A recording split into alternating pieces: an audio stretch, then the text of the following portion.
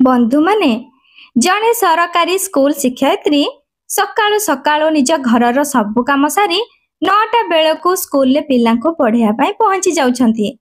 से तांकर हिंदी विषयर क्लास नेउथिले। सेही समय रे तांकर मने पड़ीगला कि से सकाळु जल्दी जल्दी रे गैस रे क्षीर गरम पाई बसैथिले आ गैस को बंद करबा पाई भूली जाइछंती। आ एबे तो से क्लास रे छुआ को हिंदी पढ़ाउथिले। क्लास मझिरे तो अचानक एमिति जाई परिबे नाही।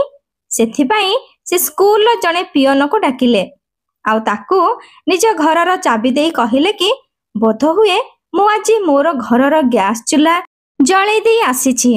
शीघ्र शीघ्र रे मोर आउ मने नाही तो तुमे कोन दया करी मो घर को जाई टिके चेक कर दे परिबे। तो बंधु माने से सांगे सांगे चाबी नहीं सेठारु मैडम को घर को बाहरी जाउछि। आउ जेते बेले मैडम को घरे पहुंचिले तो जळुथिबा क्षीर आउ धुआं पाई विरक्त हो जाउछंती। किंतु से किछि समय परे घरर एपाख सेपाख बुलुछंती तो तांको मैडम कर गोटे रहस्य विषय जणा पड़ुछि जहा को जानी से हैरान हो जाउछंती। बंधु माने बहुत रहस्यमय आउ प्रेरणादायक कहानी दिए। आसंतु जानिबा पूरा कहानी ए वीडियो माध्यम रे। किंतु वीडियोर आग को बढ़िबा पूर्वरु आपण समस्त को से पुराना अनुरोध कि आपण माने मो चैनल को सब्सक्राइब करी बेल को ऑल सेट कर दियंतु जहा द्वारा परवर्ती वीडियोर नोटिफिकेशन आपणक पाखरे पहुंचीबा द्वारा आपण प्रथमे वीडियोटी देखि परिबे। बंधु माने ए कहानीटी हेउची गंजाम जिल्लार जने झियो जहार ना हेउची मीनाक्षी। एबे तार बयस हेउची 28 वर्ष। तार पोस्टिंग पारादीप जिले में होइथिला।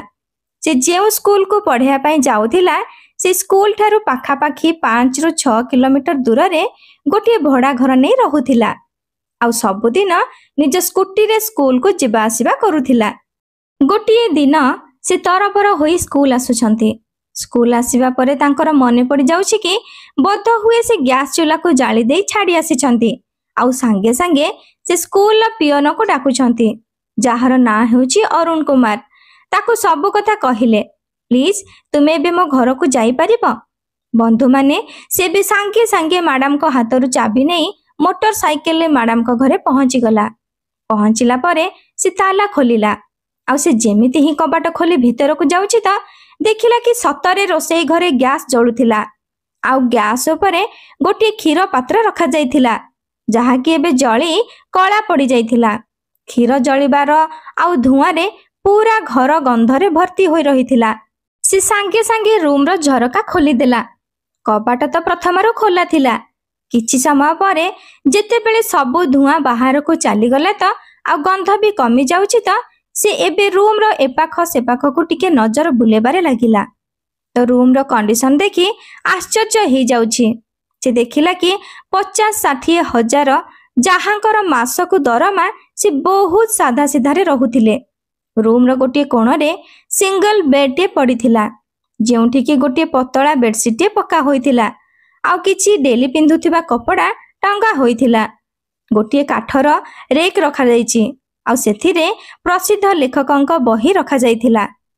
एबे से सेई क्षीर जागा को देखिला तो बासनटी पूरा जळी कला पड़ी जाइथिला। एबे से भाबिबारे लागिला कि मते एबे कोन करिबा दरकार। ए बासनटी को माजी सफा करि देबी ना एमिति ही छाड़ी देबी। मैडम आसीबे तो तांको मध्य रगड़ी माजी सफा करबा को हेबो। तार मन मस्तिष्क पूरा दुविधारे पड़ी जाउछि। तापरे से ठीक करूछि कि चलो किछि कथा नाही मु ही सफा करि देउछि कारण स्कूल चा पानी रो व्यवस्था भी से मध्य देखुथिला। पाखापाखी 2 लिटर परी क्षीर से बासन रे थिला जहा कि पूरा जळी कला पड़ी जाइथिला। एबे से भल भाबरे रगड़ी माजी सफा करि देउछि। गैस चूल्हा को भी पोछि सफा करि देउछि। आउ किछि समय पई ताको बेड ऊपर बसी जाउछि। आउ ठीक सेते बेले तार नजर आलमीरा रे रखा जाइथिबा बहीर मझिरे थिबा एल्बम ऊपर पड़िला। से बहुत आग्रहर सहित से एल्बम को आनिला आ देखिबा आरंभ करिदेले कारण मीनाक्षी मैडम को जीवन विषय केही किछि भी जानि नथिले।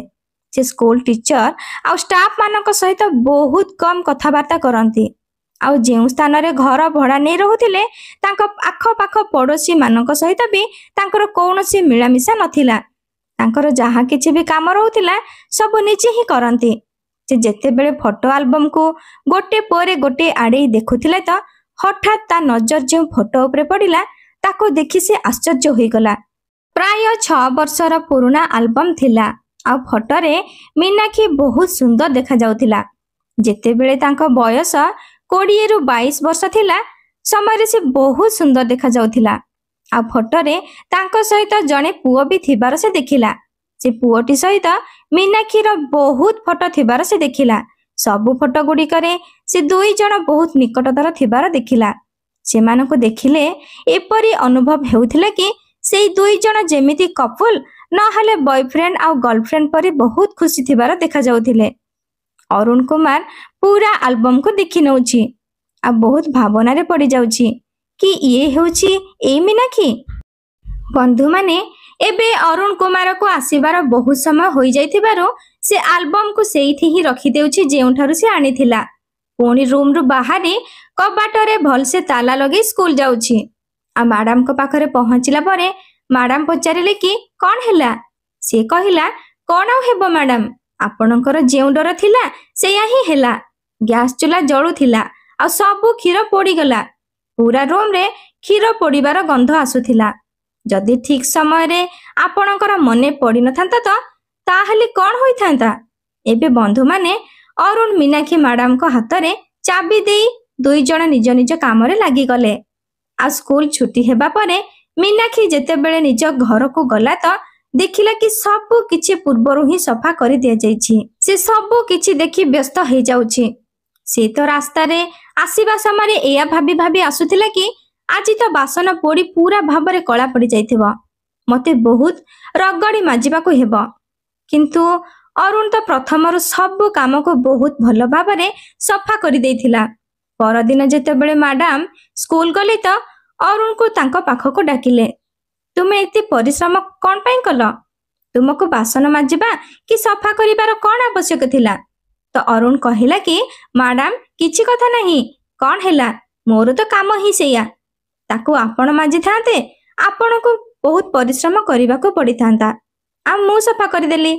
ମୀନାକ୍ଷୀ ମ୍ୟାଡାମ କହିଲେ, ମୁଁ ଏତେ ବି ଅଳସୁଆ କି ଦୁର୍ବଳ ନୁହେଁ, ନିଜ କାମ ନିଜେ ହିଁ କରିନେଉଛି।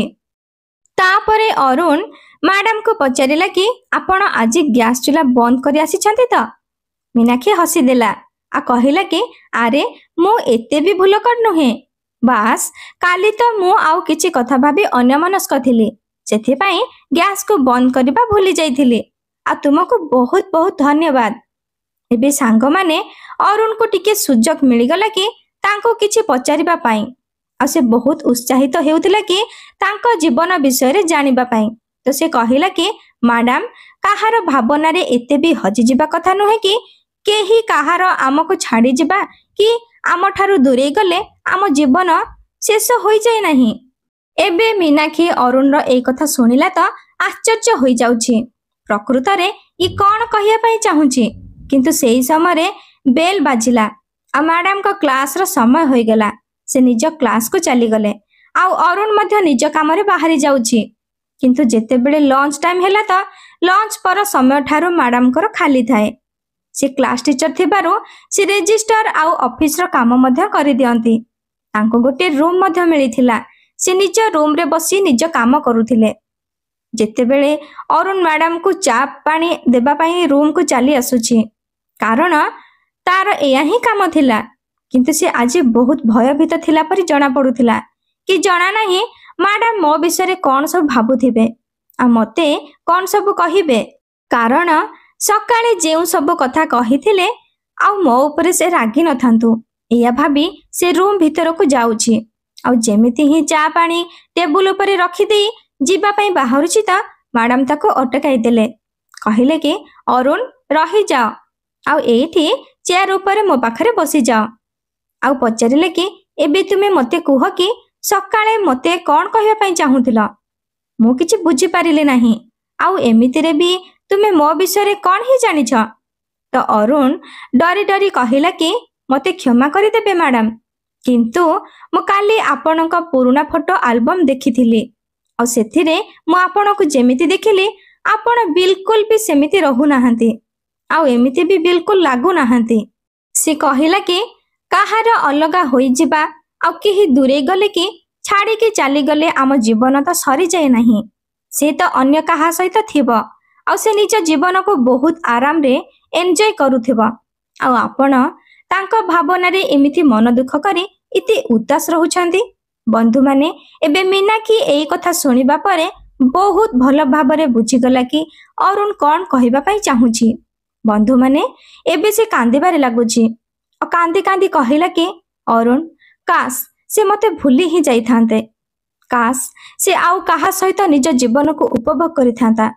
କିନ୍ତୁ ସେ ଏଇ ଦୁନିଆରେ ଆମ ମଝିରେ ତ ଥାନ୍ତା, ଆମ ବହୁତ ଖୁସି ହୋଇଥାନ୍ତି। ଯେତେବେଳେ ଅରୁଣକୁ ଏଇ ସବୁ କଥା ଜଣା ପଡୁଛି ତ ସେ ବହୁତ ଆଶ୍ଚର୍ଯ୍ୟ ହୋଇଯାଉଛି ଆଉ ତା ମୁଣ୍ଡ ଘୁରେଇ ଦେବାରେ ଲାଗୁଛି। ତାକୁ ଏମିତି ଲାଗୁଥିଲା ଯେମିତି କି ତାର ପାଦ ତଳୁ ମାଟି ଖସିଗଲା। କାରଣ ସେ ବହୁତ ଭଲ ଭାବରେ ବୁଝି ସାରିଥିଲା କି ଯେଉଁ ପିଲା ସେ ଫଟୋ ଆଲବମରେ ଥିଲା ତାଙ୍କ ସାଙ୍ଗ କି ଆଉ ଯେ କେହି ବି ଥାଉ ନା କାହିଁକି ତାର ବୋଧ ହୁଏ ମୃତ୍ୟୁ ହୋଇସାରିଥିଲା। ମୀନାକ୍ଷୀ ମ୍ୟାଡାମ କାନ୍ଦୁଥିବାର ଦେଖି ଅରୁଣ ଟିକେ ବ୍ୟସ୍ତ ହେଇଯାଉଛି। ପୁଣି ପାଣି ଗ୍ଲାସଟି ତାଙ୍କ ହାତକୁ ବଢେଇ ଦେଉଛି। ପୁଣି କହିଲା କି madam, I M so sorry, ମୋତେ ବିଲକୁଲ ବି ଜ୍ଞାତ ନଥିଲା। ଆପଣ ନିଜ ଲୁହ ପୋଛି ଦିଅନ୍ତୁ ଆଉ ପାଣି ଟିକେ ପିଇ ଦିଅନ୍ତୁ। ମୋତେ ଏମିତି କଥା କହିବାର ନଥିଲା। ବନ୍ଧୁମାନେ ସେ ପାଣି ପିଇ ଦେଉଛନ୍ତି ଆଉ ନିଜକୁ ସମ୍ଭାଳି ନେଉଛନ୍ତି। ପୁଣି କହିଲେ କି ଏଥିରେ ତୁମର କିଛି ବି ଦୋଷ ନାହିଁ। କିନ୍ତୁ ତୁମେ ଦେଖିବ ମୁଁ ବି ବହୁତ ଶୀଘ୍ର ଏଇ ଦୁନିଆର ସବୁଦିନ ପାଇଁ ଚାଲିଯିବି। ମୁଁ ତାଙ୍କୁ ବହୁତ ମନେ ପକାଉଛି। ସେ ମୋର ପ୍ରତି ମୁହୂର୍ତ୍ତରେ ମନେ ପଡୁଛନ୍ତି ଆଉ ତାଙ୍କ ବିନା ମୁଁ ବଞ୍ଚି ପାରିବିନି। ପୁଣି ଆଉ ଥରେ କାନ୍ଦିବାରେ ଲାଗିଲେ। ଅରୁଣ ତାଙ୍କୁ ସାନ୍ତ୍ୱନା ଦେଇ ଚୁପ୍ କରାଇଲା ଆଉ କହିଲା କି ମ୍ୟାଡାମ, ଭଗବାନ ଏଇ ଦୁନିଆରେ କେବଳ ଆପଣଙ୍କୁ ଏ ଦୁଃଖ ଦେଇନାହାନ୍ତି। ଏଇ ଦୁନିଆରେ ଆହୁରି ଏମିତି ଲୋକ ଅଛନ୍ତି ଯାହାଙ୍କୁ ୟାଠାରୁ ଆହୁରି ଅଧିକ ଦୁଃଖ ଦେଇଛନ୍ତି। ଆପଣ ମୋତେ ହିଁ ଦେଖି ନିଅନ୍ତୁ। ମୋର ଯେବେ ବାହାଘର ହୋଇଥିଲା ତ ମୋ ସ୍ତ୍ରୀ ବହୁତ ସୁନ୍ଦର ଥିଲା। ତାଙ୍କଠାରୁ ମୋତେ 2ଟି ଛୁଆର ଖୁସି ମଧ୍ୟ ମିଳିଥିଲା। ସବୁ କିଛି ମୋ ଜୀବନରେ ବହୁତ ହସ ଖୁସିରେ ଚାଲିଥିଲା। କିନ୍ତୁ ଥରେ ମୁଁ ମୋ ସ୍ତ୍ରୀ ଆଉ ଛୁଆଙ୍କୁ ନେଇ ବୁଲିବା ପାଇଁ ଯାଇଥିଲି। କିନ୍ତୁ ରାସ୍ତାରେ ଅଚାନକ ଆମ କାରର ଆକ୍ସିଡେଣ୍ଟ ହୋଇଗଲା, ଯେଉଁଥିରେ କି ସ୍ତ୍ରୀ ଆଉ 2 ଛୁଆଙ୍କର ମୃତ୍ୟୁ ହୋଇଯାଉଛି। ଦୁର୍ଭାଗ୍ୟବଶତଃ ମୁଁ ବଞ୍ଚିଗଲି ଆଉ ଭଗବାନଙ୍କୁ କେବଳ ଏତିକି ପ୍ରାର୍ଥନା କରେ କି ସେ ମୋତେ ଏକା କାହିଁକି ଜୀବିତ ରଖିଲେ। ସେ ଦୁର୍ଘଟଣାରେ ମୋ ଜୀବନ କାହିଁକି ଚାଲିଗଲା ନାହିଁ। ବନ୍ଧୁମାନେ ଯେତେବେଳେ ମୀନାକ୍ଷୀ ଅରୁଣର ଦୁଃଖଭରା କାହାଣୀ ଶୁଣିଲା ତ ସେ ଆହୁରି ଭାବନାରେ ପଡ଼ିଗଲା। କାରଣ ତାର ସେ ସାଙ୍ଗ ଯାହାର ନାଁ ଉଜ୍ଜଳ ଥିଲା। ମୀନାକ୍ଷୀର ଯେତେବେଳେ ଚାକିରି ହୋଇଗଲା ତ ସେ ନିଜ ପରିବାର ଲୋକଙ୍କ ଠାରୁ ପରମିଶନ ନେଇ ଉଜ୍ଜଳ ସହିତ ବାହାରକୁ ବୁଲିବା ପାଇଁ ଯାଇଥିଲା। କାରଣ 2 ଜଣଙ୍କର ବାହାଘର ମଧ୍ୟ ଠିକ ହୋଇଯାଇଥିଲା। ସେମାନେ 2 ଜଣ କଲେଜ ସମୟରେ ଉଭୟ ବହୁତ ଭଲ ସାଙ୍ଗ ଥିଲେ ତ ଘର ଲୋକ ବି ରାଜି ହୋଇଯାଉଛନ୍ତି ଆଉ ସେଇ 2 ଜଣ ମିଶି ବୁଲି ଯିବା ପାଇଁ ବାହାରି ଗଲେ। କିନ୍ତୁ ରାସ୍ତାରେ ବହୁତ ଭୟଙ୍କର ଆକ୍ସିଡେଣ୍ଟ ହୋଇଯାଉଛି ଆଉ ସେଇ ଦୁର୍ଘଟଣାରେ ଉଜ୍ଜଳ ମଧ୍ୟ ମୃତ୍ୟୁ ହୋଇଯାଉଛି। ମୀନାକ୍ଷୀକୁ ଯେମିତି ସେମିତି କରି ବଞ୍ଚେଇ ଦିଆଯାଉଛି। ତାକୁ ବେଶୀ କିଛି ଆଘାତ ଲାଗିନଥିଲା। ଏବେ ବନ୍ଧୁମାନେ 2 ଜଣଙ୍କ କାହାଣୀ ଏକାପରି ଥିଲା ତ ସେମାନେ 2 ଜଣ ପରସ୍ପରକୁ ସାନ୍ତ୍ୱନା ଦେଇ ଚୁପ୍ କରିଲେ ଆଉ ଦୁହେଁ ଦୁହିଁଙ୍କୁ ସାହସ ଦେଉଛନ୍ତି। ଆଉ ସେଇ ଦିନଠାରୁ 2 ଜଣଙ୍କର ନିଜ ଜୀବନ ପ୍ରତି ନଜର ଆଉ ଭାବନା ବଦଳି ଯାଉଛି। ବନ୍ଧୁମାନେ ମୀନାକ୍ଷୀର ପରିବାରରେ 2 ଭାଇ ଆଉ ଜଣେ ଛୋଟ ଭଉଣୀ ଥିଲା। ସେମାନେ ସମସ୍ତେ ପଢ଼ା ଲେଖା ଥିଲେ। ମୀନାକ୍ଷୀର ପରିବାର ଲୋକ ତାକୁ ବହୁତ ବୁଝିବା ପାଇଁ ଚେଷ୍ଟା କରିଛନ୍ତି କି ଝିଅ, ତୁ ଆଉ ଜଣେ ଭଲ ପିଲା ଦେଖି ବାହାଘର ହୋଇଯା। କିନ୍ତୁ ସେ ଉଜ୍ଜଳକୁ ଏବେ ପର୍ଯ୍ୟନ୍ତ ବି ଭୁଲି ପାରିନଥିଲା। ଆଉ ଏପଟେ ଅରୁଣ କୁମାରର ପରିବାର ଲୋକ ବି ବହୁତ ଚିନ୍ତାରେ ଥିଲେ କି ଏମିତି ଏକା କେମିତି ତାର ଲମ୍ବା ଜୀବନକୁ ସେ ବିତେଇବ। ବନ୍ଧୁମାନେ ଅରୁଣର ବୟସ ଏବେ 30 ବର୍ଷ ଥିଲା। ତାର ସ୍ତ୍ରୀ ଆଉ ପିଲା ଛୁଆଙ୍କର ମୃତ୍ୟୁ ହେବାର 3 ବର୍ଷ ହୋଇସାରିଥିଲା। ସେ ମଧ୍ୟ ଆଜି ପର୍ଯ୍ୟନ୍ତ ସେମାନଙ୍କୁ ଭୁଲି ପାରିନଥିଲା। ଆଉ ମୀନାକ୍ଷୀ ସହିତ ଯେଉଁ ଦୁର୍ଘଟଣା ଘଟି ଯାଇଥିଲା ତାକୁ ମଧ୍ୟ 3 ବର୍ଷ ହୋଇଯାଇଥିଲା। ସେ ମଧ୍ୟ ତାର ଭଲ ପାଇବାକୁ ଆଜି ପର୍ଯ୍ୟନ୍ତ ଭୁଲି ପାରିନଥିଲା। ବନ୍ଧୁମାନେ ୟା ପରେ ସେମାନେ 2 ଜଣ ପରସ୍ପରର ସୁଖ ଦୁଃଖର ସାଥୀ ହୋଇଯାଉଛନ୍ତି। 2 ଜଣ ଜଣେ ଅନ୍ୟ ଜଣଙ୍କର ଭାବନାକୁ ଭଲ ଭାବରେ ବୁଝି ନେଉଛନ୍ତି ଆଉ ଧୀରେ ଧୀରେ ଦୁଇ ଜଣଙ୍କ ଭିତରେ ନିକଟତର ବଢିବାରେ ଲାଗୁଛି। ଆଉ ଦୁଇ ଜଣଙ୍କ ଭିତରେ ପ୍ରେମ ସମ୍ପର୍କ ଗଢି ଉଠୁଛି। ଆଉ ବୋଧହୁଏ ଏହା ଭଗବାନଙ୍କ ଇଚ୍ଛା ଥିଲା। ଦୁଇ ଜଣ ନିଜ ନିଜ ଜୀବନର ରାସ୍ତାର ବାଟ ବଣା ହୋଇଯାଇଥିଲେ, କିନ୍ତୁ ଭଗବାନଙ୍କ ଆଶୀର୍ବାଦରୁ ବଞ୍ଚିବାର ନୂଆ ରାସ୍ତା ଦୁଇ ଜଣଙ୍କୁ ମିଳିଗଲା। ଏମିତିରେ 2 ବର୍ଷ ଦୁଇ ଜଣଙ୍କ ଭିତରେ ପ୍ରେମ ସମ୍ପର୍କ ରହିବା ପରେ ଦୁଇ ଜଣ ବାହାଘର ହେବା ପାଇଁ ନିଷ୍ପତ୍ତି ନେଉଛନ୍ତି। ଆଉ ଦୁଇ ଜଣଙ୍କ ପରିବାର ଲୋକ ବି এই କଥାରେ ବହୁତ ଖୁସି ହେଇଯାଉଛନ୍ତି। ଆଉ ବାହାଘରର 3 ବର୍ଷ ପରେ ସେମାନଙ୍କର ଗୋଟିଏ ବହୁତ ସୁନ୍ଦର ଛୁଆଟିଏ ଜନ୍ମ ହେଉଛି। ଛୁଆର ଜନ୍ମ ପରେ ତ ଦୁଇ ଜଣଙ୍କ ଜୀବନରେ ଆଲୋକର ତେଜ ଆହୁରି ବଢି ଯାଉଛି। ଏବେ ପୁରା ପରିବାର ହସ ଖୁସିରେ ଜୀବନ ବିତାଉଛନ୍ତି। ତ ବନ୍ଧୁମାନେ, ଇଏ ଥିଲା ଆଜିର କାହାଣୀ। ଆପଣ ସମସ୍ତଙ୍କୁ କେମିତି ଲାଗିଲା କମେଣ୍ଟ କରି ନିଶ୍ଚୟ ଜଣାଇବେ। ଯଦି ଆପଣଙ୍କୁ କାହାଣୀ ଟିକେ ବି ପସନ୍ଦ ଆସିଥାଏ ତେବେ ମୋ ଚ୍ୟାନେଲକୁ ସବସ୍କ୍ରାଇବ କରିଦେବେ। ଆଉ ଭିଡ଼ିଓକୁ ଲାଇକ୍ ଆଉ ସେୟାର କରିଦେବେ। ଆଉ କାହାଣୀରେ ମୋ ତରଫରୁ ଯଦି କିଛି ତ୍ରୁଟି ଥାଏ ତେବେ ମୋତେ କ୍ଷମା କରିଦେବେ। ରହିଲି। ଜୟ ଜଗନ୍ନାଥ।